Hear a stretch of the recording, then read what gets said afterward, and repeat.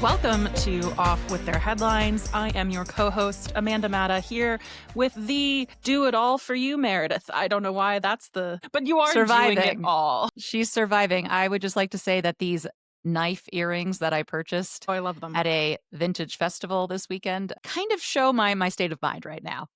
Don't F with me. Are they both like rhinestoned? Because I feel like I saw one on Instagram. Yeah, so actually what I did was you could mix and match. So I think they're by Sick Creations or something, Sickening Creations, which love it. No notes. So one is sparkly pink and the other is just a solid pink. So it's kind of fun. They're different, but they go together like us. Absolutely.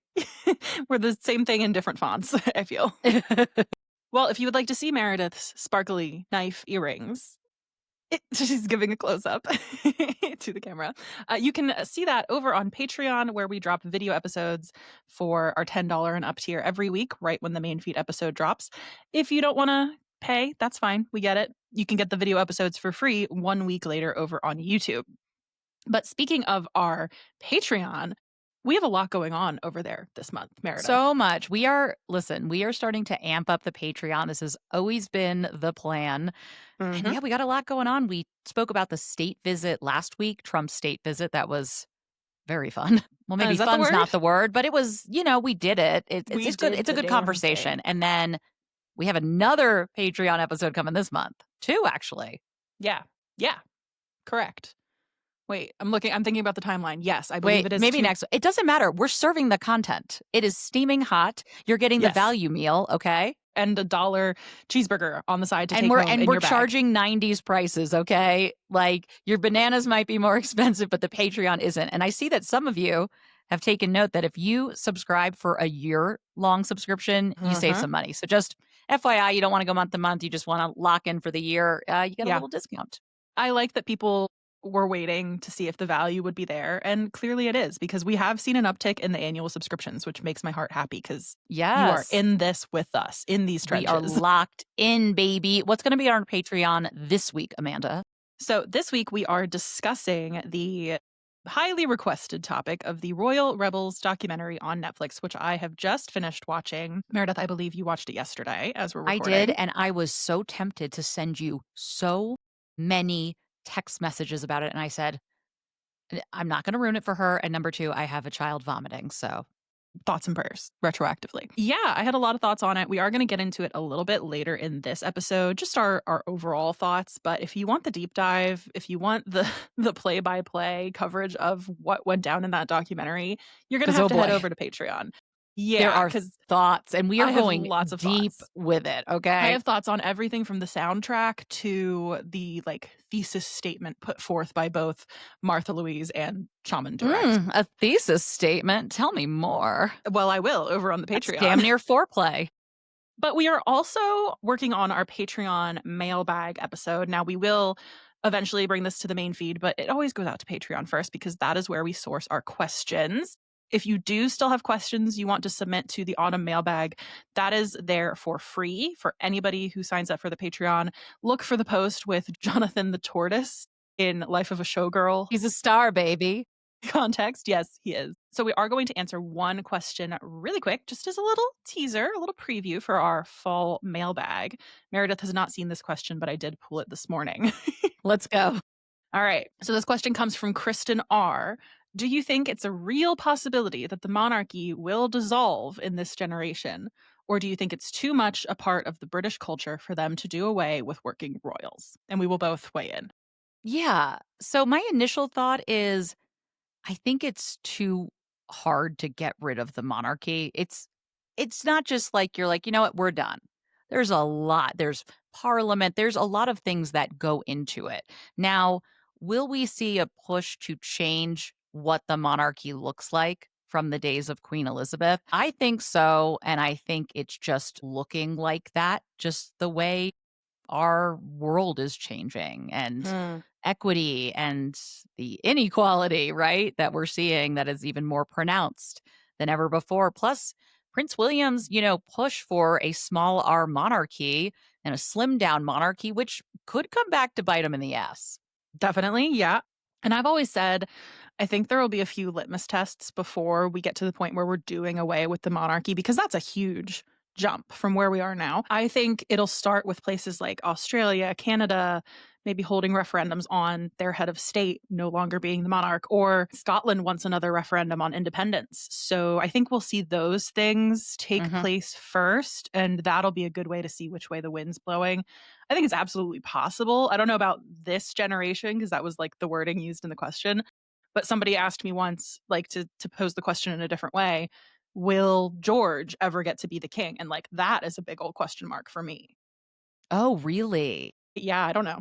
Oh, I feel like wow. that would be the timeline of when it might be Yeah, it's plausible to see the Prince monarchy William go. Yeah, definitely gonna be king, I think so. but I think there's a lot that's going to, part of being the non-transition king, because King Charles is the Mhm. transition king, is there's a lot riding on your reign and if this continues. So I think it's an interesting conversation. I also think if you want to get into that a little more, Omid Scobie's book Endgame about the monarchy is really, really good. And he does talk about how this is a pivotal moment for the future of the monarchy and what needs to happen, what needs to be addressed. And so it's also Too soon to interesting to tell, but too soon to there are tell, but some it's things. also it's interesting to read knowing that it was written in November of 2023.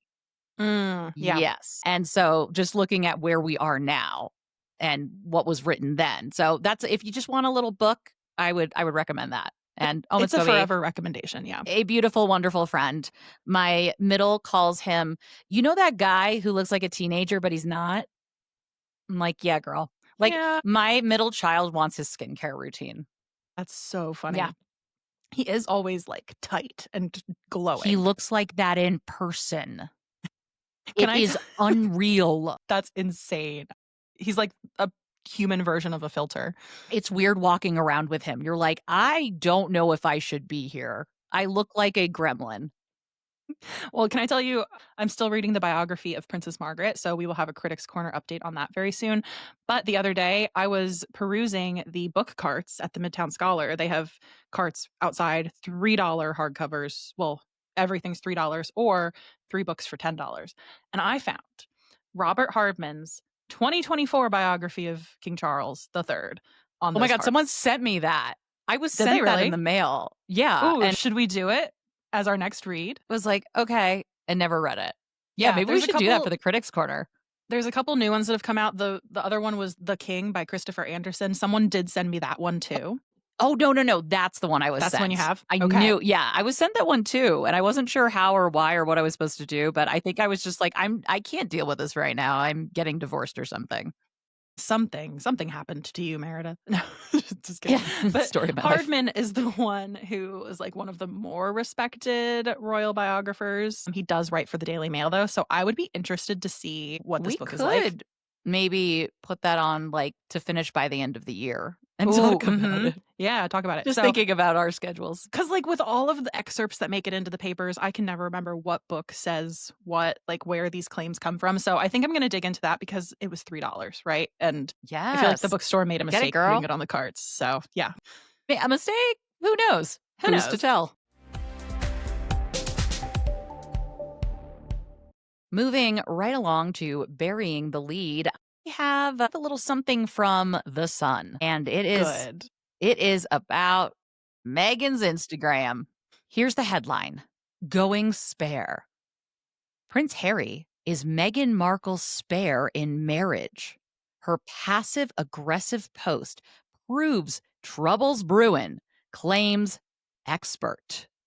The subhead: the commentator is not the only expert who thinks the post is, quote, a bit strange. I know what post we're talking about.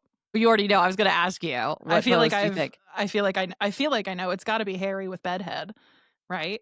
Yes, it's the birthday post. And let me tell you why this is a sign that they are getting divorced for the 18th time this year. Are you ready? Okay, so the Duchess of Sussex wished her husband a happy birthday by sharing an old picture of him on social media earlier this week. However, the post can tell fans that their marriage could be headed for trouble. How?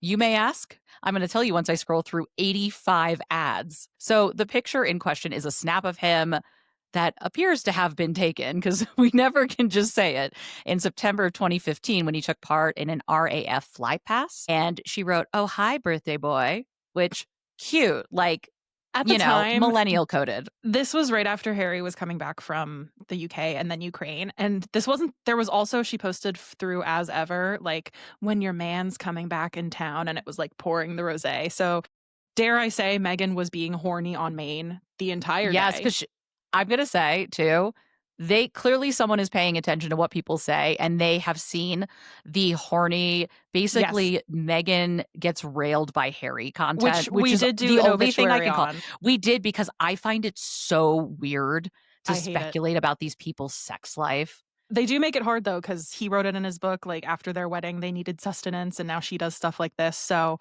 I know, so it's like, okay, I get it, and people like Yeah. it. Like, listen, people Yeah. are Oh, horny, yeah. like, let's be honest, like, fairy fucking books are, like, all the rage right now, and dragon books, and, I was just like, gonna who say, is to it's like a say? trope at this point. Yeah, it's fine, listen, they're happy, but this is not good, because an expert shared on the Sun's royal exclusive show, even the caption itself was extremely bare. That's It was so sort of, funny. "Oh, hi. Happy birthday." Matt Well, Wilkinson, be so yeah. for real. So there's a lot to pick up there. Quote, "I mean, it's so random for all that they've been through together, and their struggle that they proclaim to have, to sort of put a barefaced Instagram post. Girl, He can't be for real. girl. No, it's not him. He's talking to someone else who I've never heard of. Okay, the expert. He's Okay. talking to a royal expert. Okay, if she had done, oh my gosh, all the things we have been together with your fucking family. I'm sorry, I'm like dropping F-bombs today. It's amazing that we are where we are, and we're so happy in California. We would have gotten nonstop pieces about the whinging from Harry and Meghan. The wow, what a swipe at Harry's family, which because she mentions California. Are you kidding me? Are you kidding me? Did we? And also, Who else do we consult? so we're still on the same person. She said the birthday post didn't make any sense at all, especially following Prince Harry's interview with The Guardian, where the 41-year-old barely mentioned his partner. God, that's so weird when it's an interview about Visiting a war-torn nation. Notes. Visiting a war-torn nation and not the point of his entire trip. Yeah, it's so weird he didn't like throw in Meghan more. And if he did, we would have complained that he can't focus. And yeah. But then we get another gem. The expert reckoned that there's a hidden message behind it, and it could show the cracks in their marriage. Pray tell. Quote, "She wouldn't have posted that for no reason, and think, he is very much her spare in that relationship. I think she was getting very upset over there in Montecito, seeing him get all the coverage, be the glittering royal." What? Huh? What? She had This to should have been our what? What? It's everything. So what you're saying is she had to take the attention away from Harry by posting a happy birthday message to Harry. Harry on his birthday. How dare she? Are you embarrassed? No. You should be. Okay, so and then we go into esteemed royal biographer Ingrid Seward, who we've heard from a lot. She said that it was an odd choice of photo, but it must have been, quote, calculated. Do tell. She goes, "I think Meghan chose that photo because it was Harry at his hunkiest. Like, okay, yeah, he looks good. Who cares?" Quote, "He looked very sort of masculine and young and macho, and I think that's probably how Meghan likes to see him. And she probably likes it because he doesn't look burdened with too many cares." And so she gets into, it's very strange that she didn't choose one that, quote, was more in line with the time that they met, or maybe even one of them together. But knowing Meghan, everything she does is very carefully thought through. Look, it was a thoughty photo. It was a thoughty photo. And she posted it because her man was looking good. What are we doing here? Why? She also and so then of course we go into, it has more to do with the Invictus Games, and speaking to The Guardian, she might be annoyed that Harry's speaking out. Like, you think she didn't know that Harry was going to talk to The Guardian? Like, we know that he asked Meghan, "Hey, is it okay if I go into a war-torn country? Like, is that all chill and all?" And she's like, "Okay." She probably knew that he was speaking with The Guardian too. This is I mean, we get a lot of stupid. This is just outstandingly stupid. Wow. Outstandingly stupid.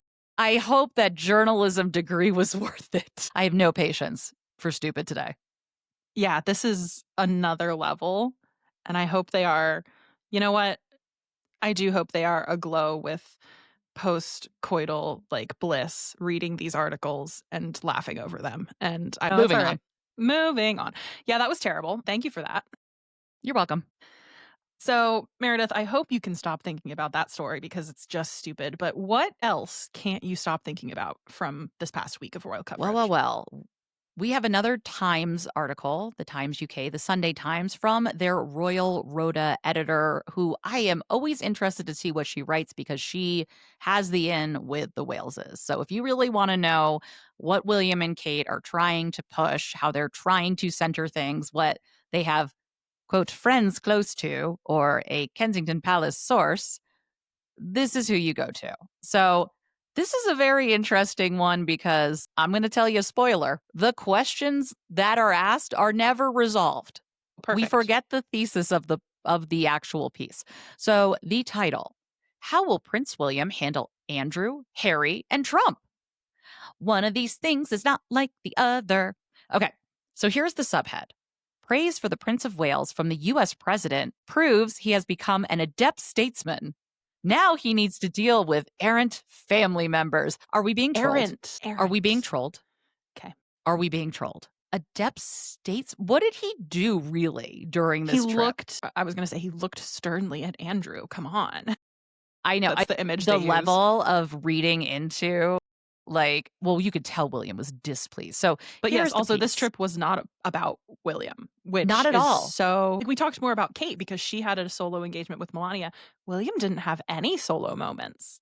He was kind of the non-entity of this state visit. King Charles so of course, said, we get this spin. Hold up. I'm in charge. Here's the opening paragraph. For the Prince of Wales, it was his biggest diplomatic test yet. Not only, I know. Wow, the bar so lost me. I know. I just like, come on. You had me at global statesman. Not only the incoming state visit from President Trump, for which the stakes could not have been higher, but a fortnight in which he has also had to contend with two other challenges, his brother, the Duke of Sussex, and his uncle, the Duke of York. I thought Catherine's cancer was the hardest thing he had ever been through. Because this is really giving, for Kate, the hardest thing she ever had to do was walk next to Meghan. That's where my mind went immediately. I was about to bring that up. That's actually the hardest thing the couple has had to endure. So, yes, I can't imagine how hard it is for your younger brother to be in town. To be in the same country. And your sex pest uncle. Sure. Yes, they're both the same. So she brings up sorry, I'm so done. Sex pest got me. I don't know why. Because it's funny. Okay. Yeah. So she brings up the funeral for the Duchess of Kent when Prince Andrew, kind of wiggled up to William, and William was profoundly uncomfortable. It is understood, so qualifier, that the prince was acutely aware that he was standing next to the grieving immediate family of the Duchess and felt strongly that the solemn moment should have been a time of reflection for them. Which, true, because there were pictures of Andrew, sticking out his tongue and laughing like a hyena on these steps. It was really weird, and he could not read that room. They should not let him out, for one, but I love the fact that those pictures made it into the press. So someone was like, hey, Roya, just FYI, this is how he really felt during that. Just in case you're wondering, it wasn't what it seems. They've been in the same car together driving to church is all I will say. That's a choice. Yeah. And then we get into Prince Harry. And apparently, Prince William doesn't care about Harry's stuff because he is playing the long game. Although the article acknowledges that Harry took coverage from William. They went into, William was at this mental health initiative that was started after someone had taken their life, and that was overshadowed by Harry's engagements, and it took the press attention. And did it take the press attention, or is Harry more popular to write about in the papers? And what does popularity actually mean when it comes to newspaper sales? You know what I mean? Because I keep hearing how unpopular Harry is. This Kensington Palace source, with what you just said in mind, Do you want to read it? Yes, having to tell, not show. What we're seeing of William is the man flourishing. He earned his stripes as a global statement last year, and you saw him this week wear those stripes with pride and ease. Show us, don't tell us. Like, come on. That's not a commentator saying that. Like, a commentator, a royal expert saying that, sure. A Kensington Palace source having to say this is so deeply embarrassing. You're not doing well if you need to have a Kensington Palace source speak with a Royal Rota rep to get out. He's really a global statesman because I'm doing so well, actually. You're right, because we didn't see it, because he was not a fixture, a main focal point during Trump's state visit. And I bet that really pissed him off, because there is that struggle between him and his father for, who's in power right now, basically. And or his just father William made it and clear. the role of Prince of Wales. That's a struggle, Yes, too. exactly. But the thing is, this article promises that we are going to learn how Prince William might deal with these unsavory characters. There's no answer. There's no answer. Yeah, we don't know. Besides the fact that what we do know is that if there are unflattering photos of William with Andrew, someone is going to run to Roya to write this piece. That's what we know. Yeah, it's weird because I did scroll to the bottom looking for the answer to the question posed, and we just get told Trump did find time to see the Waleses for a private meeting. It was said to be warm and friendly, emerging organically from a mutual desire to get together. Congratulating the king on raising a remarkable son, Trump turned to William to add, "We've gotten to know you, and I think you're going to have an unbelievable success in future." That's a faux pas to mention the king's death because that's what that means. And it's so funny because the royal appointment from last week in the Telegraph was like, Trump didn't put a foot wrong. It's like, what are you talking about? He literally put a foot wrong. He walked in front of King Charles. Literally. Metaphorically and physically, this doesn't work. Then we just close with that success as king may be helped by William coming up with a plan on how to deal with Andrew and Harry in future. First of all, separate those two things because it should not be the same plan. That's insane. And Roya, it's your job to tell us what the plan is.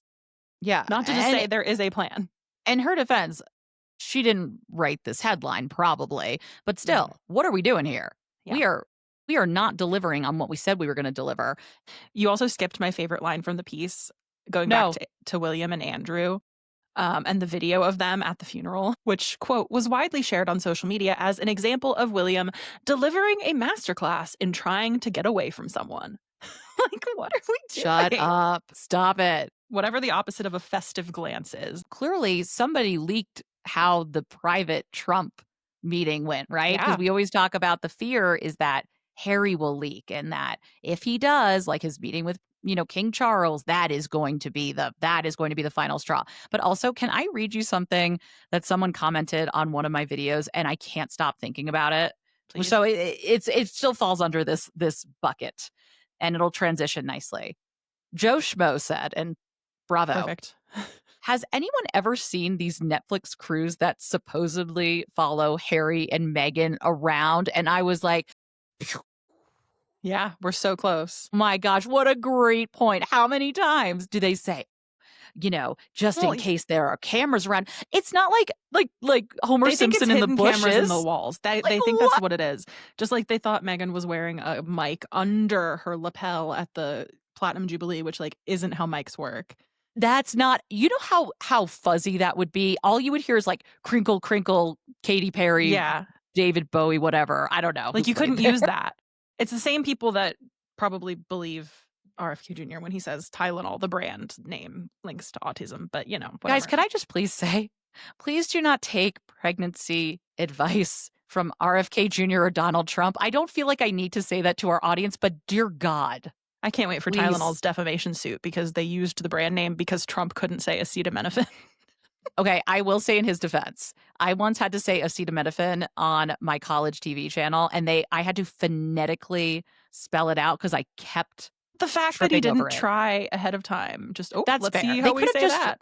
They could have written it out. Actually, the same thing happened because this was when Rob Blagojevich was getting in trouble in Illinois, I think, and Blagojevich was not easy to say. And so I had to have that phonetically written out, the things we remember. Yeah, definitely. Anything else from this article, or should we wrap it? That's all, folks.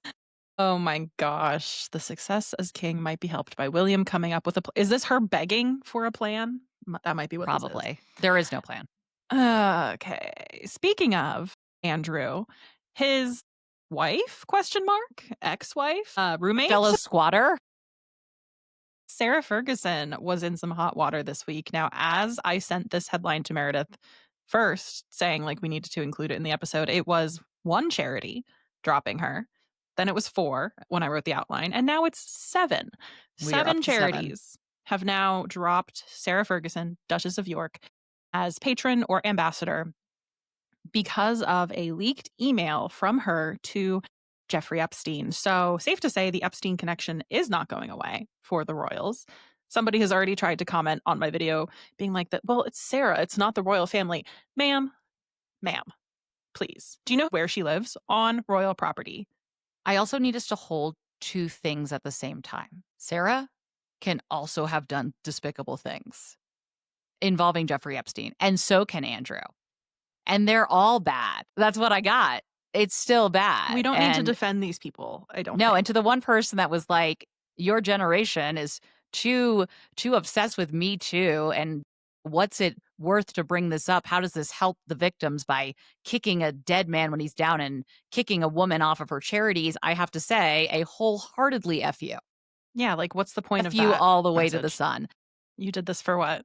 Have you asked the victims what justice means to them? And also, illegal things are illegal things. And just because there is a lot going on in this country doesn't mean that this isn't very, very important, because there are a lot of powerful people who have not been held accountable. And that matters. I don't care that Sarah Ferguson is involved in charities and maybe does good work, although that is debated in Andrew Lowney's book, which is called The Rise and Fall of the House of York, for a reason, because it's not just Prince Andrew. And her name hurts those charities. So the idea that she shouldn't have this come up because she works for charities, no, there are other people who aren't friends with Jeffrey Epstein and lied to the public and took money from him that can also be involved in the charities. Sorry. Absolutely. Done. No, it's all right. And I think it's important to like acknowledge that yes, cancel culture like can be a bad thing, because I think we need to be chasing accountability instead. But this is an example that it is so clear cut to me that accountability is eluding Sarah Ferguson and Prince Andrew. And they acted like they were taking accountability in 2010. And then, wouldn't you know it, this email was sent in 2011. So the situation is that after Jeffrey Epstein's first conviction for sexual assault, I believe he went to jail for that in like 2008. That was at the time when public figures started disavowing him, but like then back channeling to him saying, no, we still really support you. And that's exactly what Fergie did after she publicly claimed to have broken off contact with Jeffrey Epstein. Not only did she allegedly send him this email where she said, you have always been a steadfast, generous, and supreme friend to me and my family, she apologized for her public rejection of him, saying like, listen, I shouldn't have done that. It doesn't reflect how I actually feel about you. And the BBC's reporting does include a statement from Sarah Ferguson's spokesperson. They explain the 2011 email, which again came after she publicly disavowed him. Which means they are confirming its existence, by the way. There So you go. these emails are real. So they say that the email was sent because she was trying to counter a threat from him to sue her for defamation, and that she still really regretted any association with him. Trust me, bro. Amanda? Trust me, bro.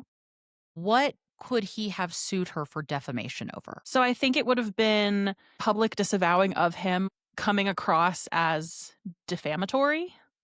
Like he could still object to some of the claims made by people disassociating with him as defamation, I feel like is what we're supposed to take away from that. I guess, but the spokesperson says this email was sent in the context of advice the Duchess was given to try to assuage Epstein and his threats. Advice from what, Prince Andrew? Who are you getting your advice from, girl? And did that same person advise you to sell access to the royal family? Just my question. Not our first issue. Yeah. Not only was this, several years after Epstein's first time being jailed for sexual offenses. It was after the public backlash to him and his friendships with high-powered people had played out in the press. I will also note that some of the charities dropping Sarah Ferguson brought her on as patron well after the fact. So I believe it was Julia's House, the Children's Hospice, which was the first to drop her. She came on as patron in 2019. It could be a similar situation for them as Peter Mandelson, where the problem was that he didn't fully disclose the extent of his relationship. It wasn't the fact that she was friends with him in the past. It's just the fact that we didn't have the full knowledge when we brought her on as patron. It's like a really weird shifting timeline. But I do applaud them for sticking to their guns in this way. Well, the optics are not great when you're running a children's charity and she is apologizing to a man who, you know. Well, even the Retired Service Animals charity dropped her. And Yeah, Prevent Breast Cancer, which said is we mess with yikes. some bitches, but not this. The Not Prevent this. Breast Cancer charity dropping Sarah is also interesting to me because not long ago, she was undergoing her own very public cancer treatment. She was very forthcoming, which people applauded her for at the time. And somebody did point out in my comment section, we don't see that in any of this coverage here. Nowhere do we bring up that Sarah Ferguson is recovering from cancer or cancer treatment or whatever wording you want to use. I want to be clear, and this is not a knock on Kate. Fergie was diagnosed with breast cancer, and had to go through treatment for breast cancer. Like, we know what she had and what she was dealing with. I just want to put that out there. And I don't want to like opine on the differences very much. Yeah. Beyond saying this is what objective reporting can look like of a royal. Because the cancer, I would say, is not relevant here, but it is interesting that it's absent because we do have this case study of every move another royal woman makes being cushioned almost with the cancer treatment to, like, in my opinion, block against any criticisms. I will just leave that there. I think that's interesting. No, I think that's a very good point. We have very smart We do have very smart listeners and followers. Yeah. They're great. We love you guys. I also want to quickly point out the difference in reporting and why, because I looked at NBC and The Guardian to see how they were reporting on this. And it was the Mail on Sunday that broke this in an actual exclusive. Yes. And you see a little bit of a difference where NBC is saying, here's what's in the letters. They're going through it. The Guardian says it appears that Fergie sent, and the language is a little more wishy-washy. And that has to do with the difference in defamation laws. So the burden of proof is switched in the US versus the UK. In the US, there was, I don't know, more protection for journalists under the First Amendment, where the claimant has to prove that what was said about them was false and that it obviously caused some sort of damage. In the UK, the burden of proof is switched, and it is the publisher that has to prove what they said was true, which isn't as good of protections as in the US for journalists. So if the Daily Mail didn't have these letters, they couldn't have published what they published. And I am pulling up that article now. If they were brought to court, they would have to show, I have these physical letters. It's one of the reasons that I believe Omid wrote this in his book Endgame, he wrote the book by UK publishing standards just to really cover the bases there. So, yeah, so that's why you kind of see some different language. Because The Guardian they haven't seen it. The protections are different. NBC News is talking about it a little differently because burden of proof is switched. They are all pointing, though, to the Mail on Sunday, who have clearly seen them or have them in their possession. And the other thing that lets us know that, yeah, this is a real thing is the spokesperson for the Duchess of York came out and gave an excuse. She didn't say this is not true. This is defamation. She said, well, there were reasons. Yeah. And I'm looking at the reporting from the Daily Mail, which they put behind a paywall, which is so egregious. It's from the M+, the emails. Great journalistic integrity there, guys. Really good. But if you put it into the archive website, you can read it. And they talk about the emails being obtained by the Mail on Sunday. So people were asking who leaked the emails, and somebody was like, oh, probably the FBI. Apparently not. Apparently it was not part of like an info dump or anything like that. It was obtained by the Mail. So somebody provided it for them, is my takeaway. So I have a question. Yeah. And I want to know your thoughts. Do you think this was, you know, put out there now because of throwing Sarah Ferguson under the bus to get in front of other royals? Or do you think the Mail had been sitting on these and Ooh, waiting to release them? that's a possibility. The popular theory also is that it's William that leaked them or Kensington Palace. And I'm not saying that this is my theory, but this is what people are saying because of William's unfestive glances towards Andrew at the funeral and wanting to distance himself from them. So this theoretically plays into his hand of completely ostracizing the Yorks when it's his turn at the reins. This doesn't it just doesn't feel like William's like the coming down on William has been that egregious. Right. And the So, Mail I don't isn't know. necessarily in William's pocket because some of the coverage about his move to Forest Lodge, like, It was critical. yeah. So I don't know. I don't know. It could be I completely also independent.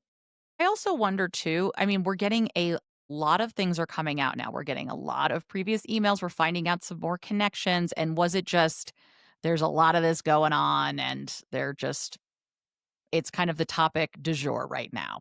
Is it more because we did have Trump's state visit and obviously most of the protests involved bringing up the Epstein connection. And this is just another example. The Mail on Sunday was able to obtain the emails. So I don't know. Yeah, very messy, not a good look for Fergie, Andrew, and yeah, the fact that it came a couple days after the Kent funeral is like really yikes. But what can you do? Birds of a Please, feather. there must be an island that the British royal family owns besides the UK to send these two people. Where is the Azkaban? This is one thing that I think royalists and critical people like you and me, Meredith, have in common. None of us want to see Andrew and Fergie doing public events ever again. And I've been saying this for like 4 years now, so this is not a new statement. Meredith, did you see the story about Prince Harry over this weekend putting his son's name down for Eton? Okay, I kind of saw this and said, I can't deal with this. But also, the first thing I thought of was, didn't he have like kind of a miserable time at Eton because it really wasn't maybe the environment for him? And I'm kind of wondering, like, why he Yeah, would fair wanna send enough. his son there? That was my first thought at least, but I Okay. really don't know about this story. See, my Please do first thought tell. was like, this could be true. Huge if true, but like putting someone's name down when they're 6 years old is very different from actively sending them to Eden. And I do find it interesting that this story is coming out now because Prince George is apparently, imminently going to be deciding where he goes for school. So, or like, I guess Will and Kate will, but the timing of it, I think, has more to do with that than anything else. But yeah, let's unpack this story by popular Yes. demand. As soon as I posted about this on Instagram, I had messages in my inbox. Well, Harry already debunked this. Harry's rep already debunked this. So we did have a very swift PR response. Which is interesting. Yes. So the report comes from the Daily Beast alleging that Harry has registered 6-year-old Prince Archie to attend elite British, yes, Really quick question, who wrote this? Tom Sykes. Who went to Eton? Who's in that circle? I just something to keep in mind, just a little layer. Ooh, Okay, ooh. sorry. No, it's all right. Yeah, Eton, basically. Elite British all boys boarding school, where Harry also studied. Elle magazine later added, when they were reporting on the rumor, Meghan Markle and Prince Harry's spokesperson does not often address rumors about the couple, but their rep made a rare exception today to set the record straight on their plans for their oldest child, Archie's education.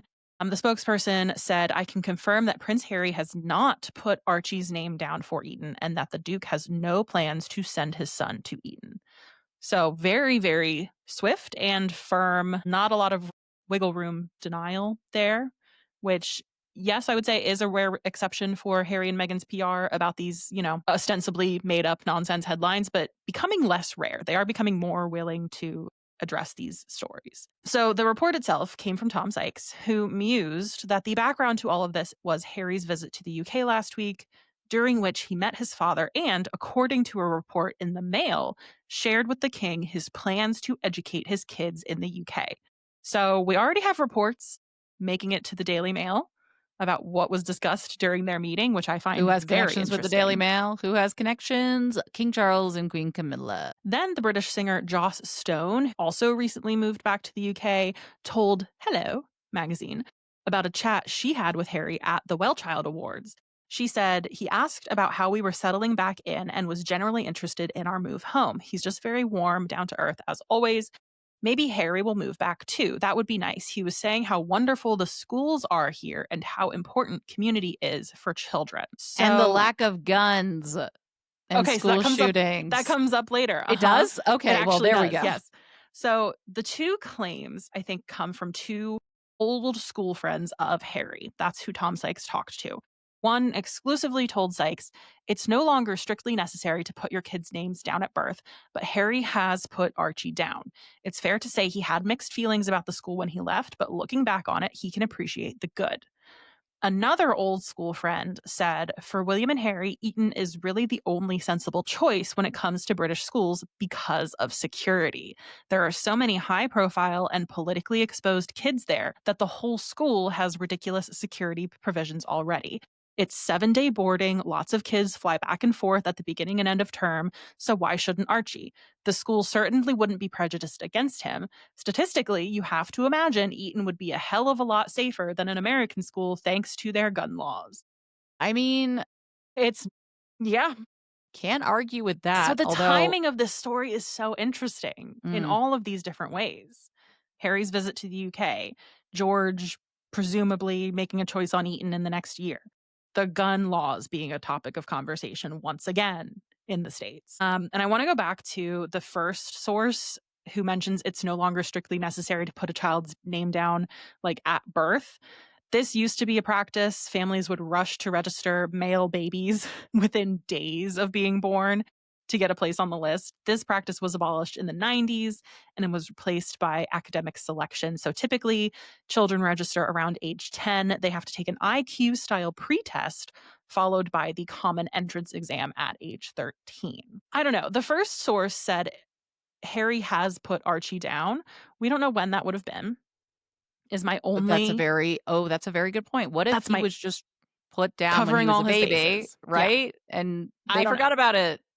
That's a theory. 'Cause I'm not disregarding that Harry's rep said, I can confirm Prince Harry has not put Archie's name down for Eton, and the Duke has no plans to send his son to Eton.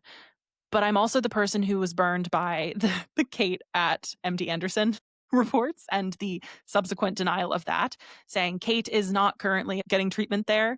Crafty wording. I'm just always on the lookout for it.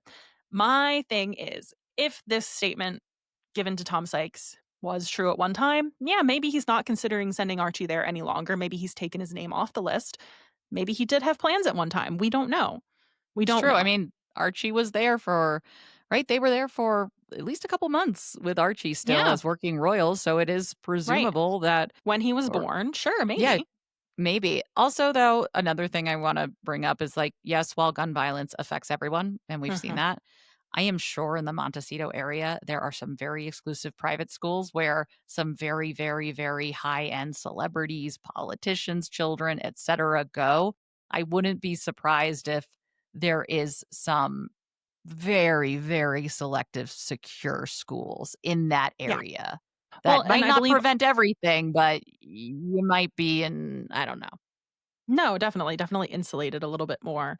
And I believe Archie and Lilibet already attend preschool or kindergarten in Montecito. So I do, as an American, I'm one of the people like, hey, I can say that about my country, but you can't say it. Get Tom outta Sykes' here. friend, you know? Also, guess what they don't have in America? They don't have the media circling Right. Archie and Because Lilibet's when I heard daycare and stuff. security, that's what I was thinking media scrutiny, paparazzi, not gun violence. So it's just two different ways of thinking about it, I guess. Yes.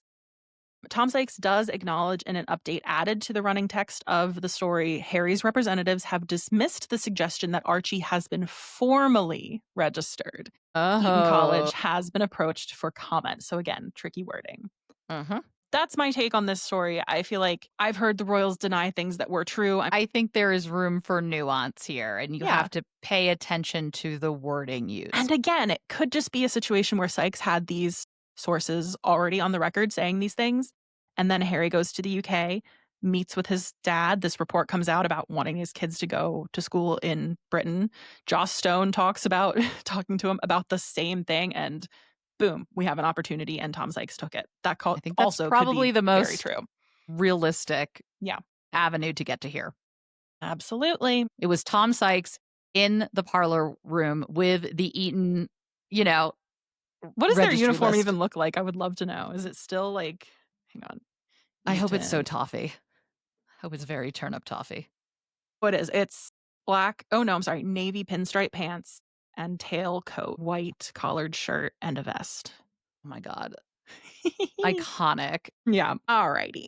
As promised, we are going to have a brief conversation about the new Netflix Harry and Meghan, I mean, Princess Martha Louise and Durek documentary Rebel Royals, an Yeah. unlikely love story. So we are going to save most of our conversation for the Patreon because we have a lot to Just talk for about. time constraints alone. Yeah. Just for time. This documentary was about an hour and 40 minutes. It was a fun documentary, was not a series, and it was all about their love story and leading up to their wedding day, which was captured on camera. There Yeah, I was a have thoughts lot of about that. themes that we have heard and we have seen before, and there were some things left out. So, Amanda, what Mhm. are your high level thoughts on this documentary overall?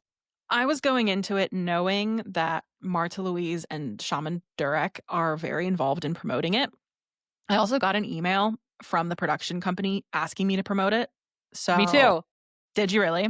Yeah, I got They that weren't like, really hey, offering like any no, they were like, collaboration. It was just, I feel here like you they go. sent did they send you images that you could use to Oh no, I don't think I did. I think I got just like, let I us wonder know if I if got you it. want any more talking points. I don't Yeah, know. that's what I got too, and I think they also included some stills from it to discuss Okay. it. So the promo has been very pronounced and backed by Martha Louise and Durek, which told me right away this isn't going to be a fully objective look at their story. They will have input, and they had a lot of input. They did most of the voiceover for the documentary. There were some royal experts from the press kind of providing the balanced view of the situation or like the flip side of the narrative in places, but a lot of it was informed by their own commentary about their life and their story. Although I do wanna say, say because I was considering that, this documentary was also directed by the woman who did Tiger King, Yes, and I think that there are some delusional individuals that really think that they are in control and selling kind of a positive narrative and getting around all of these things. And actually, the more they talk, the more kind of unlikable it is. fair enough. And could it be missing that, could they be missing that in the promotion of this? And I would That's not be true. surprised if we hear from Durek. Ooh, 'Cause he is on top of whoever is talking about that's true. him, and Well, I like, would yeah, not be surprised. and even I've talked about him in the past, and I've gotten messages from him just saying, like, "Thanks for getting our story out there," because I do present both sides. Like, yeah, to be clear, I think sorry, Durek, if you are listening, I think this man is a little out of touch with the reasons people dislike him, but I will say the things he wants us to have conversations about are important to touch on. I think that's a really good way to put it. Like, this is Yeah. a multifaceted human being, Yes. but my general thought, and we'll get into it more on Patreon, is that Mhm. they were trying to cover the beats of Harry and Meghan's story, and it didn't quite work for a couple of reasons. Not that Yes, Durek did absolutely. not experience racism, Right. not That's that that only was not part of his one story. ingredient in the soup, though, I feel. So, Yeah. this is one of the things I took, like, the thesis statement for Martha Louise, and they said this when they got engaged, when they got married, and now in the documentary, love conquers all. They have this idea that, like, all of these forces were working against them, and it's just like, "Yes, and I'm with you some of the way," but there's never a real grappling with the things that Shaman Durek has promoted, the things he's done. We mentioned them, but the real issue that they seem to have is the fact that the press seizes on to those things. Like, they're mad that they got negative coverage, and they do grapple with it to the point of like, well, racism. And it's like, yes, yes, I'm with you, but why can't it just be like, no, these things that he did are bad and the press's job is to talk about that? He also did some disturbing and alarming things, Yeah, and they some things I were didn't even know about alarmed. were talked Yeah, about in this documentary. and really serious things, and you hear from some of the journalists. What's also Yeah. interesting is For those journalists, just I the have just thoughts. the just the difference in flavor, though, of Yeah. journalists, because in the UK, you get a lot more emotional royal reporting, you I know? feel like the one royal reporter was a little emotional, just in Which a one? very Norwegian way. The older one, I forget her name. A little bit. She just seemed like she was tired of the nonsense. Well, Like, because she Norwegians are tired of and we'll nonsense. talk about this more on Patreon because Yeah. they mentioned there's like a social philosophy in Norway Yes. where they call it the law of Janta. It's like a social code where like everyone is equal, no one is more special than anyone else. Don't imagine yourself as being better or knowing anything more than But any it's other all people. described in a negative way. It's like, "You're not better than anyone else. You don't know Yes, more than anyone no one else. cares about you is Nobody the one that loves got me. you."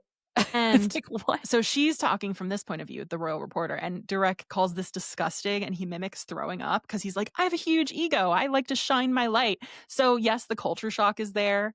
Again, I think we can pick apart what that actually means.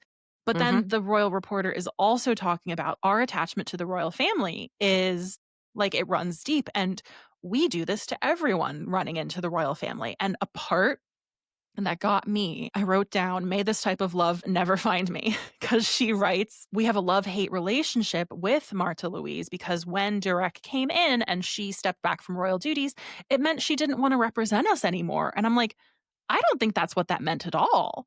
She's No, I not don't think so at representing you all. anymore, but that's not why she did it. That's not why, and you kinda got some of that similar vein with Prince Harry, that he is Yes. rejecting his country, and And it's there's this ownership of woman him. And yeah, that's making him do it. yeah. Yeah, we're gonna have such a good conversation. I am so excited, but that will be over on our Patreon. Yes, yes, absolutely. Okay, Meredith, we've grappled with some very serious stuff this episode.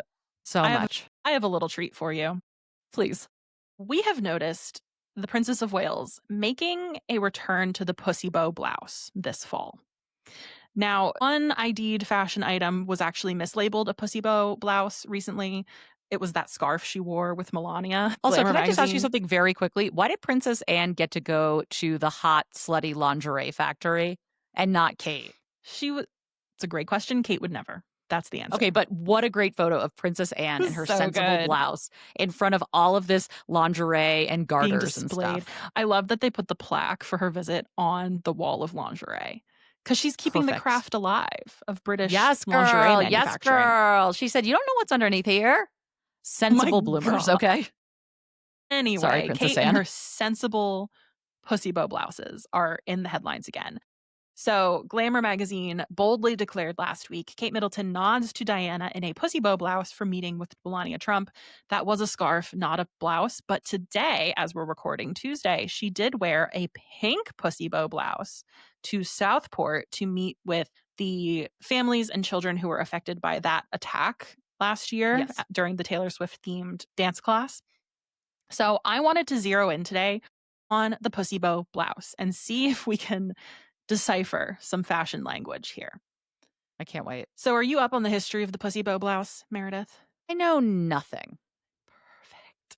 So, it No, you originated. mean per. Perfect. I do. Excuse me. It originated in France. It was called a lavalier, but became known as a pussycat bow or pussy bow because it resembled bows that people would put on cats, like around their necks. Like in the Aristocats. Exactly. Exactly like in the Aristocats. Thank So you. they were reportedly associated with the Duchess of La Valliere, a mistress of Louis XIV, and became popular with the French in the 19th century. Then they make their way into Gibson girl fashion, so the Gilded Age in the 1890s. These women always had the high collar with ribbons tied into a gigantic bow. From there, they move into American fashion by the 1960s because people like Coco Chanel and Yves Saint Laurent are using the pussy bow.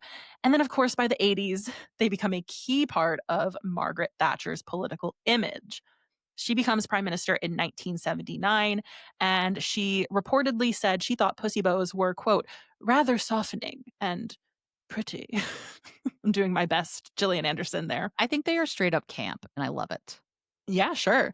Well, Samantha Cameron, the wife of then Prime Minister David Cameron, agrees with you. She paid tribute to Margaret Thatcher at her funeral in 2013 by wearing a pussy bow blouse. So they have entered into the political sphere, of course, most famously during the 2016 presidential election. Melania Trump made history, I think is a good way to say it. Wore a Gucci pussy bow blouse during the second presidential debate. This caused some to question if it was deliberate because it came just 2 days after Donald Trump was revealed to have spoken of grabbing women by the pussy on a tape. Locker room talk. I feel like I saw around this time too, this is actually Melania's sign that she's not on board with Trump. This is like her Yes. feminist thing. No, it's not. It's trolling. Sorry. Yeah. I think it's really trolling don't care, too. do you? Yeah. The speculation that she's trolling her husband was renewed in August 2018 when she wore a pussy bow while discussing cyberbullying. There was an article in the New York Times in 2024 saying, "Is it time to rename the pussy bow blouse?" This was in their Ask Vanessa fashion column. They were posing this question because Kamala Harris was also a fan of the pussy bow blouse dating back to the time when she was vice president-elect. She wore a suffragette white pantsuit with a pussy bow blouse at the victory speech for the Biden-Harris ticket.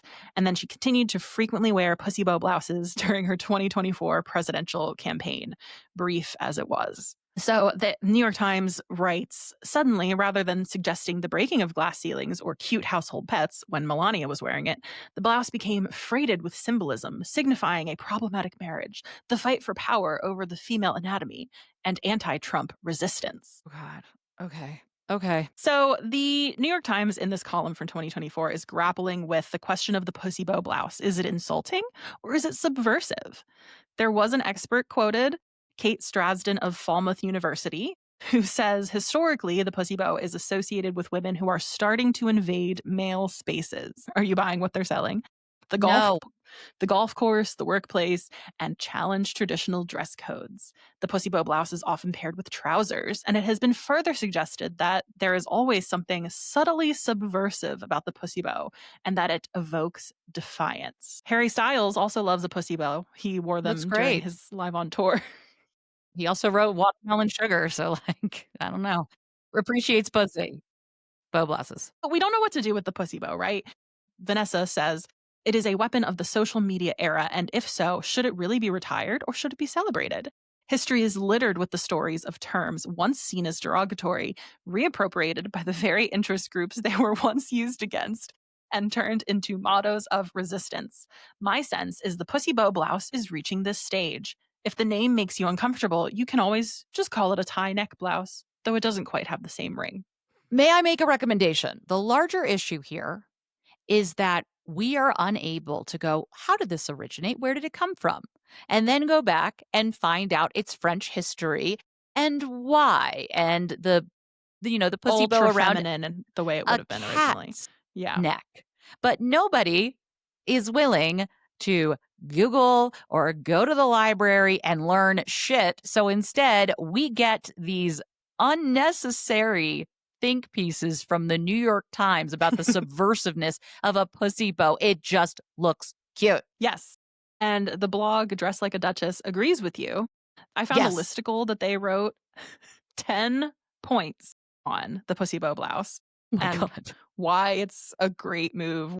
You know, this is an article written for SEO because the more times you can write pussy bow blouse in a web page, the more likely this is going to come up in the search results. That is. Yeah. By point wow. 3, I think we are losing the thread. So I'll just read through some of these points here. And they're all with examples of Kate wearing pussy blow.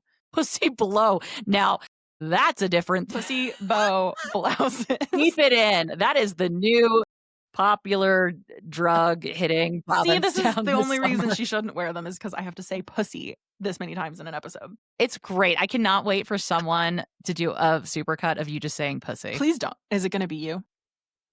She said I plead the someone. fifth. All right. So the first example we get, a beautiful tie neck top gives the princess an opportunity to show off a playful presentation and a bit of style whimsy. Kate's collection of bow blouses means she's always ready for boardroom meetings, Zoom calls, or last-minute luncheons. The bow detail blouse makes a perfect blazer or peplum jacket more fun flair. They offer her polished professional pieces a more feminine flourish. So that's like points 1 and 2, basically. Point 3, I think we're losing the thread. A basic blouse gets a little stale and stuffy, so a floppy front bow makes a look more enchanting and exciting. I think that could have been rolled into point 1 and 2. They also call it, across several points, it's girly without going glam. No need for heavy beading, rhinestones, or jewels. A bow blouse does plenty of talking. And in a separate point, in lieu of big and distracting jewelry, the princess can rely on a swinging statement bow to replace the need for clanky and cumbersome jewelry. I wouldn't describe a pussy bow blouse as glam, though. I would describe it as kind of more of a timeless, feminine look. Femininity is always, I think, the underscored word with a pussy bow blouse. Yeah. I don't think of it as glam. I think of it as kind of, what are we doing? And like, listen, I'm giving you those examples. It's a little tongue in cheek because I do understand this article, blog post would have been written for SEO to get your we feel you, we hear in you. the rankings. I get it. But yeah, can we just like think, okay, maybe she just likes it because she's the Princess of Wales, which is still a very gendered role to be in, and it lends itself well to that. I don't know. It's cute. There are times where, like, listen, we all have maybe we have feelings about our necks too, and a little tie, little bow. It just makes you feel cute. Yeah, it's just a cute little accessory to add, and it also softens the silhouette. Like Kate, I think somebody called her like a natural flamboyant one time in the body type analysis. Have you ever heard about the Kibbe body types? What does that mean? I don't know. I'm not up on them, but she's very tall. She's very lean. Hold on. Okay, yes, it is characterized. It's just a weird way to say it. It is characterized by a long vertical line, broad shoulders, blunt angular bone structure, and a strong athletic physique. I would agree with that. Yeah. If you want to do body type analysis. They also say Princess Diana was a flamboyant natural. So it might be an element that's brought in to soften the silhouette. Please don't go down the rabbit hole of Kibbe body type analysis, Meredith. Sorry. Don't do that to yourself. You're right. Sorry. That's just like a thing that's been commented about Kate's style silhouette. So I just think like maybe it looks good on her and maybe it helps her project what she wants to project to the world. I'm going to say power to the pussy. Don't change the name. Power to the pussy. Power to the pussy bow. Meow. Clarification needed. All right. Well, I think that does it for us today. I hope you enjoyed What more is there to say? That little meandering romp through fashion history at the end. We will see you over on the Patreon if you want to catch up with our state visit thoughts or if you want to listen in as we discuss the Royal Rebels documentary in more detail. And before we go, we do have to thank some very special patrons. Those would be our press secretaries, Molly, Nikki, Lulu, and Jessica. Please never let us be the subject of a listicle or an article in the New York Times about pussy bow blouses. I would also like to say thank you for telling us the appropriate thing to wear when meeting the King and Queen of Norway and not putting us in a kimono and cowboy boots. We love you so. Correct, yes. And to our crown jewel, Sir Christopher, thank you for arranging the 14-hour flight, another plane, boat, another boat, car that got everyone to Meredith and my magical remote Norwegian fjord wedding. Thank you so much. We're actually, here's the plot twist. I'm marrying Amanda.